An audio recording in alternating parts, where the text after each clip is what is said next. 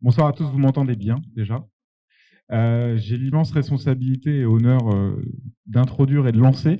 Je vais essayer d'être court, de vous intéresser et d'avoir un petit espace de questions avant de laisser la place à Royal Canin. Euh, donc déjà, merci à Sprinkler pour l'invitation parce que c'est important de témoigner, c'est important de partager nos problèmes et surtout c'est important de parler de notre beau métier de l'automobile. Donc je suis ravi d'être à vos côtés pour vous en parler. On m'a dit qui tu es, que fais-tu et pourquoi le social media et pourquoi Sprinkler est important pour toi. Effectivement, Volkswagen Group Retail France, c'est la filiale du groupe Volkswagen qui s'occupe des clients et qui distribue et qui vend des voitures tous les jours. J'en suis le directeur marketing en France et il faut que vous compreniez ce qu'est l'automobile. D'un côté, vous avez ce qu'on appelle les fabricants importateurs, Audi France, Volkswagen, Renault, et de l'autre côté, vous avez les garagistes. On en est très fiers de ce mot, les distributeurs. Et j'ai l'honneur d'être le directeur marketing de cette structure en France. On est le premier qui distribue et qui vend des marques que vous voyez là. Elles sont nombreuses et très différentes. Donc, on a plein de problématiques de clients et de social media. On a 67 sites en France et on est 3000 collaborateurs, on grossit énormément. Et ce qui est important aussi, c'est de comprendre qu'on est rattaché à Porsche Holding, parce que le groupe Volkswagen et la famille Porsche sont très liés, à Salzbourg en Autriche, et on est indépendant des marques. Ça, c'est le premier point. Et comme vous le voyez, effectivement, on a la chance de distribuer des marques très différentes, 9 marques, alors 8 officielles, j'ai rajouté Seatmo, qui est la toute dernière du groupe qui s'occupe de la mobilité chez Seat, et des problématiques très différentes de Bentley, Porsche, à Seat ou Skoda. Si on illustre un petit peu qui on est, c'est d'abord en fait une proximité, c'est une capillarité. Les marques, on les voit à la télé, vous allez voir après, mais ce qui est important, c'est qu'on est des retailers, des distributeurs. Et vous voyez, on est les premiers, mais on est très concentré sur les grandes villes. La deuxième slide que j'ai choisie, c'est important de dire qu'on est un groupe humain. On est 3000 personnes qui travaillent tous les jours à vendre des voitures, les réparer, former. On a près de 400 ou 500 alternants. Et c'est important de montrer ça parce que aujourd'hui, dans l'e-commerce, les réseaux sociaux, etc., moi, mon leitmotiv, c'est de dire le digital et l'e-commerce pour les retailers, pour les clients et pour la relation humaine. Je vais prendre la bonne flèche. Vous m'avez demandé, ok, mais c'est quoi vos valeurs? J'ai plutôt choisi les priorités. Les priorités, elles sont très simples. Je vais commencer par la droite. Un retailer, c'est pas une marque. Un retailer, c'est un entrepreneur. C'est quelqu'un qui doit payer des salaires et qui doit être rentable tous les jours et tous les mois. Donc la priorité, c'est le business et la rentabilité. Et de fait, dans l'automobile, c'est la fidélité. On a la chance d'avoir des consommateurs qui achètent un véhicule, qui nous font confiance et qui, pendant une durée de 2 à 7, 8 ans, et on espère demain leur vie entière, de rester en contact avec nous. Le deuxième sujet, c'est le client. On dit souvent que c'est une industrie de produits, c'est vrai. Mais ce sont 3000 collaborateurs qui travaillent tous les jours à essayer de satisfaire les clients. Et la relation humaine et la proximité, on est un commerce de proximité dans les centres-villes qui est ultra important, auquel je crois. Je fais souvent un parallèle avec la Poste. La Poste qui s'est peut-être un jour posé la question de fermer ses bureaux de poste parce qu'ils vendaient des timbres et qu'on pouvait le faire sur Internet. Ils ont fait le choix stratégique de se renouveler d'un point de vue expérience client, de vendre autre chose et de redéfinir ce qui était un point de service et de proximité pour les citoyens. J'y crois et je pense que l'automobile, c'est la même chose. On m'a dit le monde change dans l'automobile. Bah oui, il change parce que c'est vous qui changez, les clients. Le premier sujet, c'est que, je vous le disais, produit à l'usage. On va être impacté. Vous n'avez plus de CD dans votre bibliothèque. Vous vous abonnez. Vous achetez un véhicule, un produit. Vous allez vous abonner à de la mobilité. Donc on va passer du sujet de l'achat à la location qui existe déjà. Vous avez tous un leasing, à demain un abonnement, à la Netflix, multimarque et en tout cas multiservice. Le deuxième sujet, c'est waouh, qu'est-ce qui se passe avec le foot digital, avec Aramis ou avec plein de gens qui sont très forts. L'arrivée de Tesla, tant mieux. Un peu comme l'arrivée de Uber pour les taxis, ça nous fait bouger. En revanche, c'était ce que je vous disais, entre le foot digital et le vente direct, nous on croit à l'omnicanalité, au fait que ça soit hybride, pour reprendre le terme des énergies. C'est que les gens commencent en ligne, finissent en concession, vont en concession, finissent en ligne, que le parcours a besoin d'être fluide, et que le deuxième sujet, c'est que l'humain et le physique est ultra important. Même si vous avez un point de contact à distance, c'est personnalisé. Je me bats contre, notamment sur les réseaux sociaux, pour les bots et des choses comme ça. Dans l'automobile, on a la chance d'avoir une relation très personnalisée, il faut que ça continue. Enfin, et effectivement, la constante évolution, c'est que Si on compare, et je crois que c'était l'ancien patron du groupe Volkswagen, Herbert Diess, disait la comparaison avec Tesla, c'est que c'est valorisé comme un objet connecté, comme un software. Nous, on est encore une entreprise industrielle dans le groupe Volkswagen. On a beau être distributeur automobile, nous aussi, on est impacté là-dessus. La voiture connectée, le sujet de la data et du parcours client, qui sont des basiques dans d'autres métiers, amène à évidemment travailler des nouveaux services, éventuellement vendre des services tiers demain, et forcément la fidélité. On a passé beaucoup de temps à vendre des voitures et pas forcément beaucoup s'occuper de nos clients. Je considère qu'on va peut-être en vendre un peu moins. Par contre, on va devoir dépenser beaucoup d'argent, je l'espère, et beaucoup d'énergie à essayer qu'ils soient loyaux et qu'on soit un CRM puissant.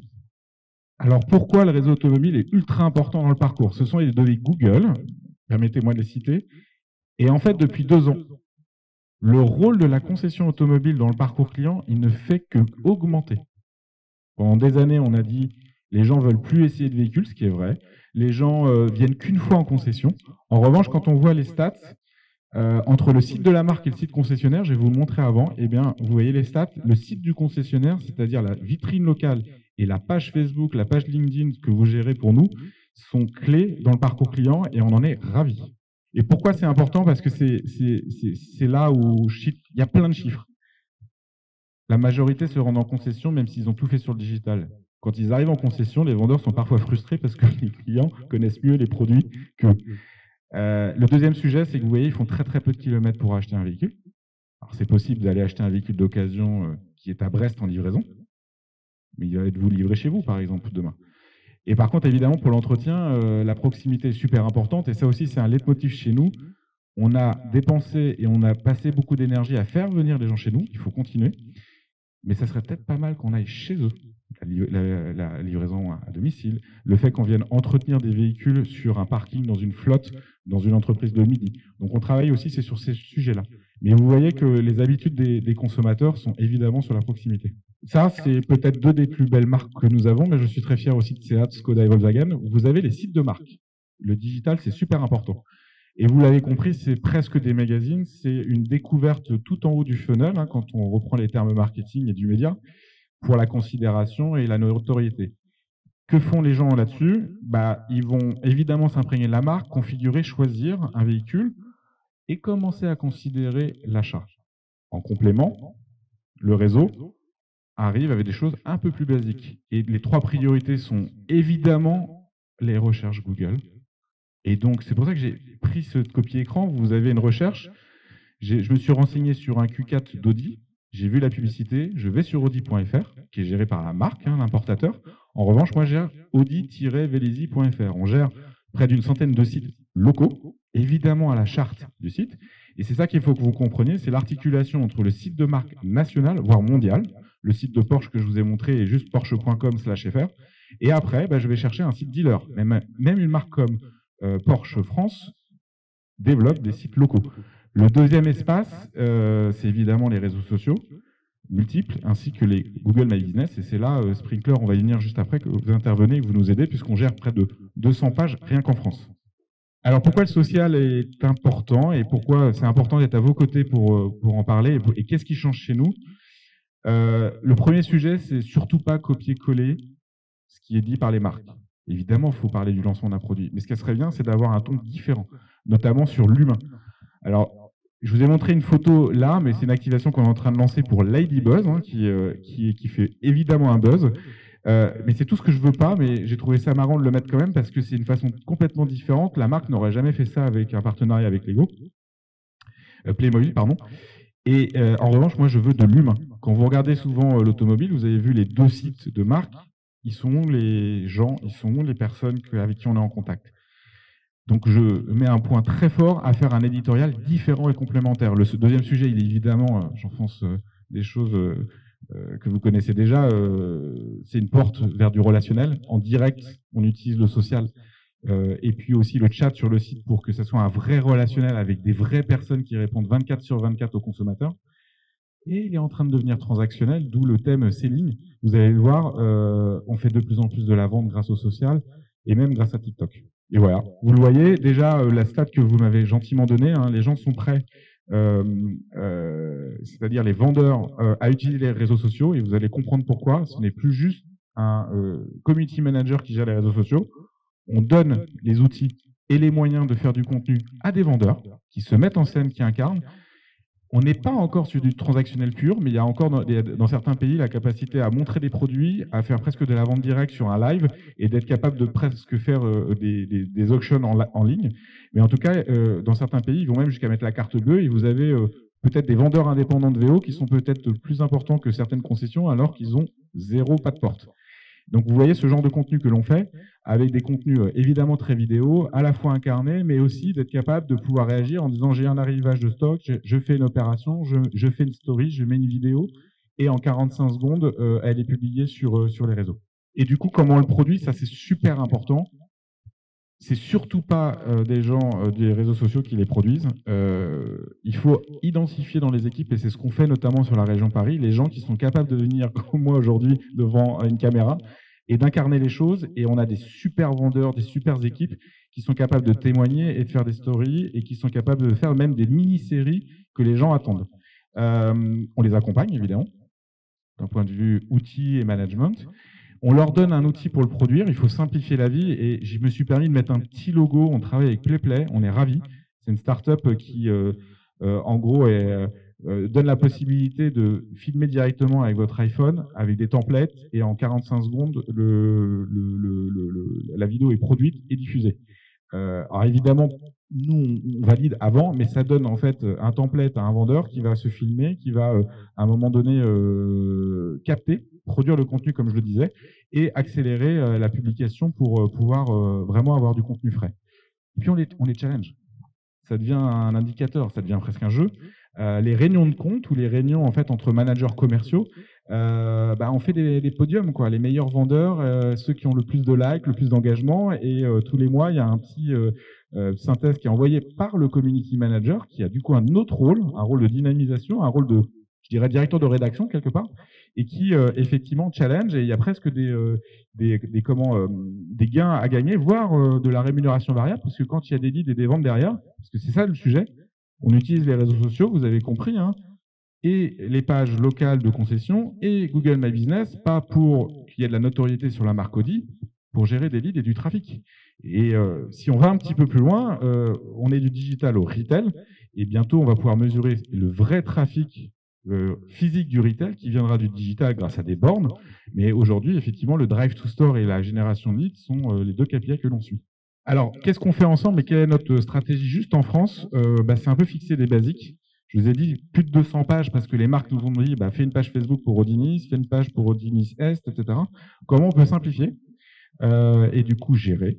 Évidemment un outil performant, et là je salue le partenariat avec Sprinklr parce que l'outil est simple d'utilisation, ça c'est très important. L'outil nous permet de dashboarder tous les KPI, il nous permet d'avoir un calendrier éditorial visuel qui permet de voir ce qui se passe chez nous, chez nos concurrents et chez les marques. Et il permet d'avoir, la notion 3 et 4 est super importante, avoir une vraie stratégie éditoriale locale et d'être capable de voir ce qui se passe entre le national, moi ce que je décide de faire et que je diffuse partout, en même temps, en accord avec mes équipes locales, et ce que fait le local qui peut être utilisé de Nice à la Bretagne.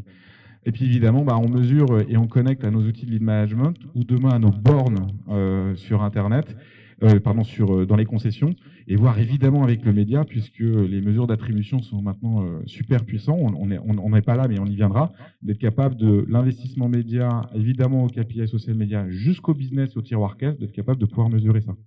Alors, si on va un tout petit peu plus loin, je le disais, je me répète, la facilité d'utilisation, quelque chose qui est très fort pour moi et qui incarne Sprinklr. Je suis dans un réseau de distribution où j'ai des équipes marketing locales. Il est hors de question d'être top-down et de dire je décide de tout et à chaque fois que vous avez besoin de faire quelque chose, vous me demandez. Non, il faut une autonomie locale. Par contre, il faut une stratégie globale. Évidemment, mesurer ce qu'on fait. Et ça, c'est super important et j'attends, et ça, c'est pour ça que je suis avec vous et que je reste avec vous. Quand je leur dis je ne veux pas savoir ce qui se passe sur les tendances dans l'automobile, ça ne m'intéresse pas, parce que je le sais. Et puis c'est le rôle de la marque. En revanche, je voudrais savoir ce que fait mon petit concurrent à côté. Et ils sont en train d'adapter l'outil pour que j'ai une écoute, un listening de ce que dit Audi à Paris. Et ça, c'est super important parce que vous êtes des équipes qui quelque part, vous adaptez à mon besoin. Et puis, un accompagnement partenaire, souvent, j'en parlais tout à l'heure et je salue aussi Meta qui est dans la place. C'est super important d'avoir des gens, surtout des grands éditeurs internationaux, qui sachent un peu écouter et essayer de, dans leur méandre interne, de pouvoir essayer d'adapter leur outil, en tout cas les process, pour pouvoir changer les choses. Et je finirai par un tout petit sujet qui a fait des émules, alors que c'est très simple, une immersive vidéo, une des premières, parce que c'est un drone très précis, il y en a plein des drones, mais un drone qui est capable de rentrer à l'intérieur, il n'y a que 10 pilotes de drones qui le font, alors ils sont avec les lunettes, c'est impressionnant, ils peuvent être à 400 mètres du lieu de tournage. Et on a fait cette visite virtuelle, je vais vous proposer de la voir en vidéo, ça dure 1 minute 30, c'est volontairement très calme. Donc soyez patients, ça vous permet de voir tous les aspects de ce que c'est une concession automobile, et on en est assez fiers, tous les métiers, de toutes les marques. 3 ou 4 000 euros d'investissement, 4 jours de montage, des KPI naturels, sans médias, incroyables.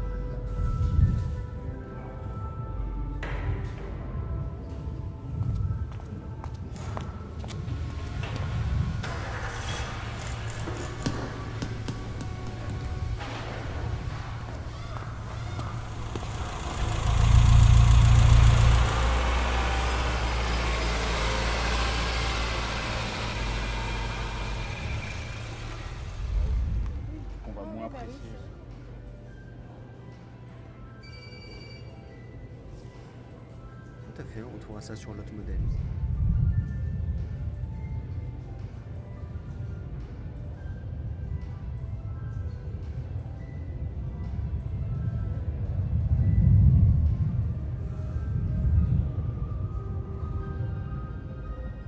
C'est confortable, hein, laissez le baquet.